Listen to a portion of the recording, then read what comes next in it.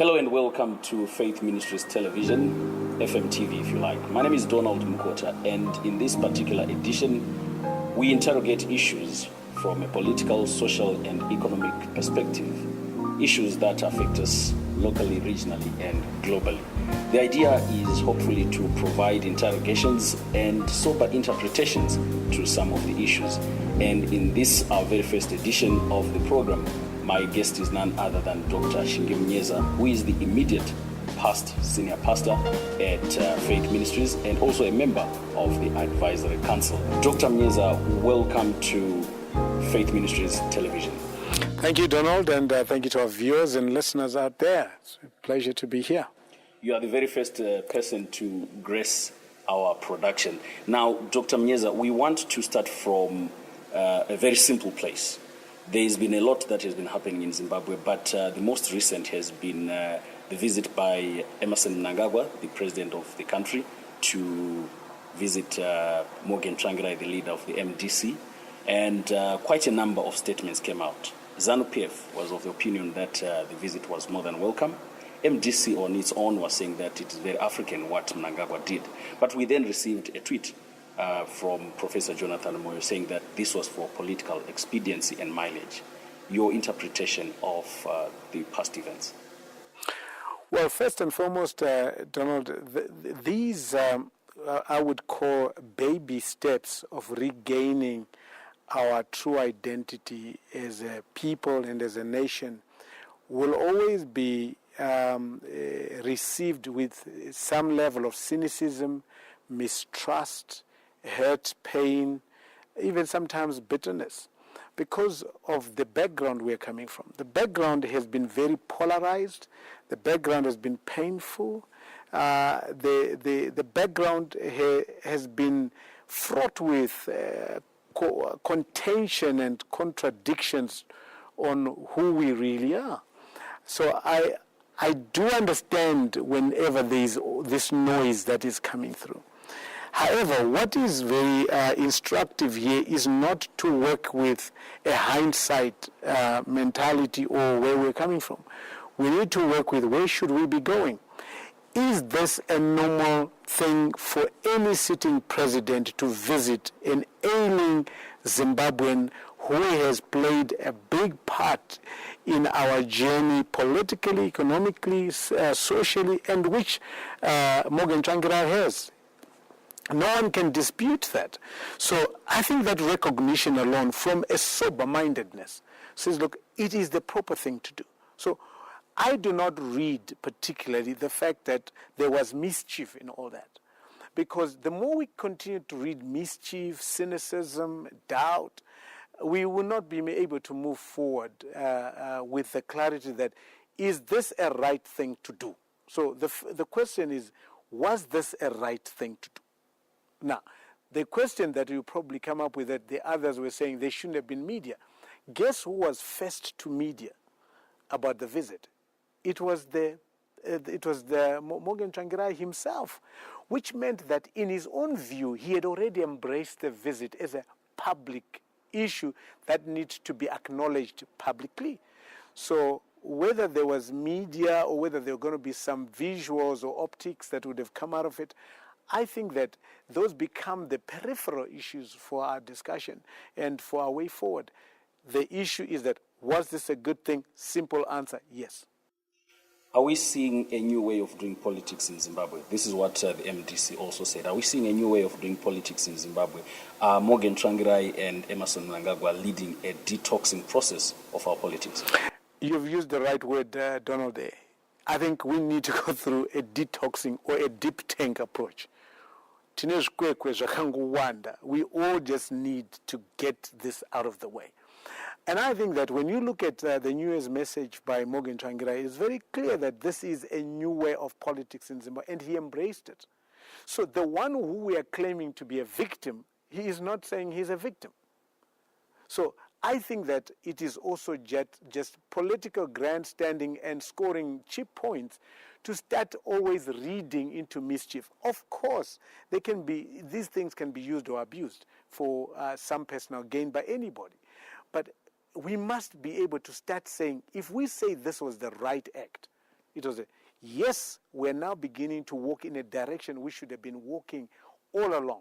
In the past, there would have been actual abuse of the person of Morgan Tsvangirai in his ailing state that he finds himself in right now. So there would have been an abuse. But there is no abuse. There is an embrace. There is an Ubuntu. There is a value type of embracing that we all subscribe to. So when you go to the preamble of our Constitution, it's very clear what happened here was embraced. So the tweet by Jonathan Moyo, you are not going to take it serious? You're not going to read between the lines? There's nothing to read between the lines. I think that is view. And I think also that, let me just say that, those sort of views must be allowed to play out, because then the true colors of everyone play out. What had happened in the past is that if I said something that was in contradiction or that did not agree with your line of thought, I would immediately see you as an enemy. And that shouldn't be the case in our environment. We should be able to say, look, let him say it. It's freedom of speech. It's his right. But what we must then say, look, let's look at exactly the one who is purported to be a victim. Has he acknowledged that he was victimized? The one who is being seen as a villain, has he pronounced it as that I've scored a cheap point? And what is the overall value system that we subscribe to? Is visiting sick people a good thing? Yes, it is. So we leave it at that base and allow those who want to throw opinions to carry on. And so I don't want to read anything into that, because I've concluded that that visit was a good thing. Straight after that visit, Morgan Tsvangirai went on to issue a statement that, and part of the statement read that it was high time that the old guard left the levers of power to the younger and new generation. And in his party, people have been mentioning and singling out Nelson Chamisa. Your reading of that statement? Well, I've said this at a previous discussion I had online television as well, AMH Voices. I was with Obed Gutu. This is soon after the inauguration of President Mnangagwa. I did say that MDC, if they are going to be a viable and vibrant party to contest and to compete with ZANU-PF, however people want to perceive ZANU-PF and the new leadership, how it came into power, the reality is that this is what we have. But MDC had to go through its own transformation processes, and that it is in transformation has to project into the future. And for us as human beings, we must project, first of all, a change of mindset. If you are projecting into the future and you want to seek transformation. So a mindset. The next thing that must change is our positions. So we might have been holding a certain position in the past. We must be able to embrace a new position. And then the next thing is that you must have a new direction. It mustn't be the same old direction. And then lastly, you must look at the vehicle, the people that are involved. Those on the way, along the way, they must change as well. And ZANU-PF has then said also, if you are going to contest for the forthcoming elections as an MP, you have to be 45 years and younger. If you are older, you are bringing a specialized skill. And you see, those are the tone that is coming from ZANU-PF. And the tone that must come from MDC must even be at a higher level, because remember, they purport themselves as the government in waiting. So they can't then come up with something that is inferior to the current government.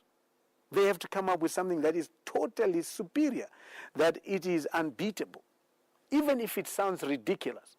So the starting point is for MDC to have an introspection of where they are in their leadership. At the moment, here is a summary, and I don't want to read too much, and people just become to react emotionally for nothing. You've got an ailing president in MDC. You've got 3 vice presidents. You've got, in those 3 vice presidents, you've got 1 elected vice president. You've got the 2 that have been nominated by the executive. And then, in all that, you are trying to say, look, we are going to be better than ZANU-PF. That is a lie. That is fooling one another. That whole system must be looked at with the future in mind. You cannot put that as your best foot forward and say, let's run with this. In 2018, it would be planning to fail for MDC. They've got to revolutionize their leadership, change, transform, and come up. And I think the tone that has been sent by Morgan Tsvangirai, it is the most instructive and very mature. Statesman, stately and statesmanship he has demonstrated there. I think that you must give it to him. His New Year's message is the best ever. And as we round up, Dr. Munyeza, the electorate, the people of Zimbabwe, we have one school of thought that says Tsvangirai, Tsvangirai, Chete, and we have others who are saying that give ED a chance, and we are going into 2018. Do you know what? This is the issue. And I'm going to say this as we end, Donald. Our problem in the past is that we must always have one solution to our problem. We must always see in one way. We must always walk in one way. That was the polarization that we got into, and that was the robbing of our own privileges, diversities that we should have been as Zimbabweans. So I don't mind people just saying, look, this is the one that goes, this is the one. Those voices must be allowed to play all at once so that we mature in our democracy. We mature in our way we handle one another. It's the problem when we say, look, if you sit here and you are touting for Emmerson Mnangagwa and I'm touting for Morgan Tsvangirai, then when we walk out of here, I want to see how I can eliminate you. No, we must still be able to embrace and put our debates and our issues out there. So those who are saying Morgan Tsvangirai must remain as the president, I think let them play out, but they must deal with the reality that what is important for Morgan Tsvangirai right now, let me tell you what it is, if I was in his situation, is that he gets his health back. That's the most critical thing. It's not even getting the country back on its rails. No, it's first of all getting his health back. Because without his health back, he's unable to contribute to the discourse of the nation. The next thing that is important to him, that he's got a strong leadership. Now, when he has a leadership that is transitory or that is transitional, as he has put it, then you are not putting your best foot forward. Now you look at the Mnangagwa side, those who are saying that, yes, the one thing that Mnangagwa and the team and the government right now have to do is to make sure that they, first of all, get the legitimacy question out of the way. Because remember, they went through this through a restoration of legacy kind of process, which in itself, technically, it is seen as a coup. But on the other hand, this is what the Zimbabwean people wanted to have at least Robert Mugabe out of the way so that we can move forward. And quickly, Doc, so how do they restore that legitimacy? They must go through elections.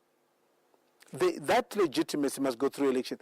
But it doesn't wait for elections. What the President Mnangagwa is doing right now, to first of all deal with the things, or to start dealing with the things that have never been talked about and dealing with in a way that is a starting point. One of the main things is constitutionalism. The other aspect is dealing with the economy. The other aspect is tolerance, political tolerance. The other aspect is healing for the nation. Those have not been embraced in their kind of, consistent approach to make sure that there's follow through in how we're dealing. So it has always been haphazard and feeding a certain narrative, a certain agenda at a given time. So he has to start there, because if he wants then to be elected in a few months' time, he should be saying, look what I've done in the past 6 months. And his legitimacy does not start at the election. It starts with his behavior, with his posture, with his language, and his direction. Dr. Munyeza, on that note, let me take this opportunity to thank you very much for coming through on our very first edition. And he is hoping that you will be joining us in other editions to bring these sober insights. My name is Donald Mukota. This has been FMTV. Until we meet again, bye-bye now.